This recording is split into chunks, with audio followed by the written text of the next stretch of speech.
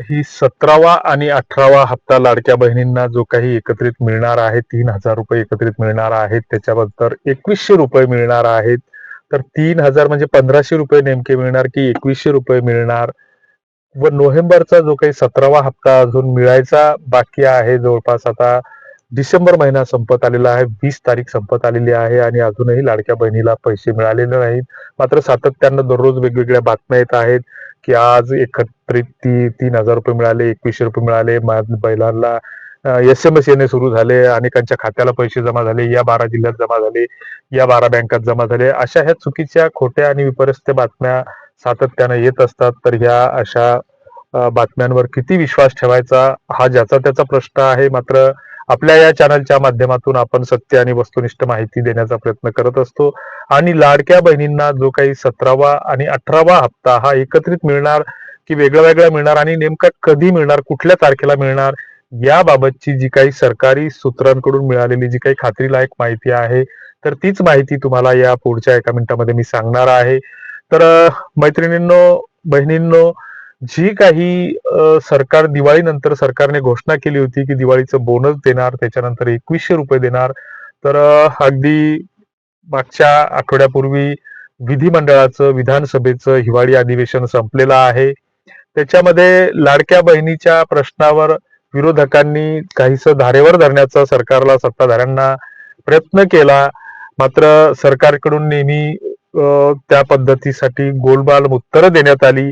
आदित्य तटकरे यांनी जी काही माहिती दिली तर ती समाधानकारक नव्हती. त्यांनी मान्य केलं की जवळपास या लाडक्या बहीण योजनेमध्ये घोटाळा झाला. जवळपास 15,000च्या आसपास हे लाभार्थी पुरुष निघाले, त्यांच्याकडून वसुली करण्यात येईल. मात्र एकाही विरोधकाला हे धाडस झालं नाही की बा त्यांच्याकडून वसुली करण्याऐवजी ही सरकारची नैतिक जबाबदारी आहे, सरकारची कायदेशीर जबाबदारी आहे की ह्या सरकारच्या व्यवस्थेमध्ये, प्रशासनिक व्यवस्थेमध्ये ह्या त्रुटी होत्या आणि या त्रुटींची जबाबदारी स्वीकारून जे काही व्हॅलिडेशन झालं किंवा जे काही फिल्टर लावले गेले सुरुवातीला नोंदणी करते वेळी, तर त्याच्यामध्ये कुठेतरी त्रुटी होती आणि त्या त्रुटींची नैतिक जबाबदारी सरकारचे आणि संबंधित मंत्र्यांनी स्वीकारून सरकारने कुठेतरी राजीनामा दिला पाहिजे. मात्र सरकार राजीनामा देणार नाही किंवा विरोधकही तशी मागणी करणार नाहीत, हे आपण पाहिलं. 2100 रुपयाबाबत ज्यावेळेस उपमुख्यमंत्री शिंदे साहेबांना प्रश्न विचारला गेला तर त्यांनी अगदी त्रागा करून गळा फाटेपर्यंत त्या सभागृहामध्ये सांगितलं, योग्य वेळ आली तेव्हा देऊ, योग्य वेळ आली तेव्हा देऊ, योग्य वेळ आली तेव्हा देऊ. त्यांचा गळाही 2 दिवस बसला होता म्हणे. तर असं तो वेगळा विषय आहे. आता लाडक्या बहिणीच्या जे काही हप्त्याबाबत यावेळेस विलंब झालेला आहे, जे डिसेंबर महिना संपत आला तरी तो अजूनही हप्ता मिळालेला नाही. आणि अशातच 20 तारखेला बऱ्याच जिल्ह्यामध्ये नगर परिषदांच्या ज्या काही निवडणुका राहून गेलेल्या आहेत, तर त्या निवडणुका होणार आहेत. इकडे विदर्भामध्ये वाशिम जिल्ह्यात उद्या वाशिम नगर परिषदेसाठी मतदान होणार आहे. उर्वरित त्याच जिल्ह्यामध्ये काही नगर परिषदांतर्गत 2 जागांसाठी, काही ठिकाणी 3 जागांसाठी मतदान होणार आहे. आणि 21 तारखेला मतमोजणी होऊन त्याचा निकाल जाहीर होणार आहे. अनायासे शनिवार आणि रविवार हे 2 दिवस आहेत आणि या सुट्टीचे दिवस असल्याने या दिवसांमध्ये जे काही प्रशासनाकडून किंवा वित्त विभागाकडून जे काही पैशाचं वितरण होणार आहे, तर ते होण्याची शक्यता कमी आहे. निराधारांचे पगार सुद्धा अजून थांबलेले आहेत की सरकारकडे या पैशाची तरतूद नाहीये, म्हणून जवळपास नोव्हेंबर आणि डिसेंबर दोन्ही महिन्याचे हप्ते हे लांबलेले आहेत. आणि अशा स्थितीमध्ये सोमवार नंतर याची तरतूद केली जाईल किंवा जानेवारीमध्ये सुद्धा एकत्रित 3 हप्ते 17, 18 आणि 19 असे 4,500 रुपये मिळू शकतात किंवा 2 टप्प्यामध्ये या पैशाचं वितरण होऊ शकतं.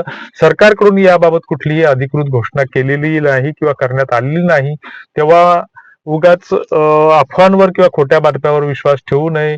की बऱ्याचदा असं होतं की दुसऱ्याच कुठल्या तरी गोष्टीचे पैसे आपल्याला खात्यात येतात किंवा नातेवाईकांना टाकलेले असतात, आपण चेक करतो किंवा मेसेज येतो, आपल्याला तेवढं कळत नाही. गावखेड्यातले असतो आपण, अशिक्षित असतो, अडाणी असतो आणि मग अशा वेळेस मग आपण कुठेतरी जाऊन चेक करतो किंवा मधलाच आपला कुठला तरी जुना एखादा हप्ता राहिलेला असतो आणि तो खात्याला जमा होतो आणि मग राधाबाईला भेटले, गोदाबाईला भेटले नाही, अशा चर्चा होतात. मग विनाकारण आपण वेळ, श्रम, पैसा खर्ची घालतो. तर अशा कुठल्याही हप्त्याबाबत अजून तरी सध्या तरी कुठलंच अधिकृत अशी घोषणा सरकारकडून झालेली नाही.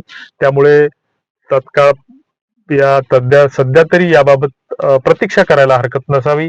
तुमच्या काही कॉमेंट्स असतील तर त्या कॉमेंट बॉक्समध्ये नक्की कळवा. धन्यवाद.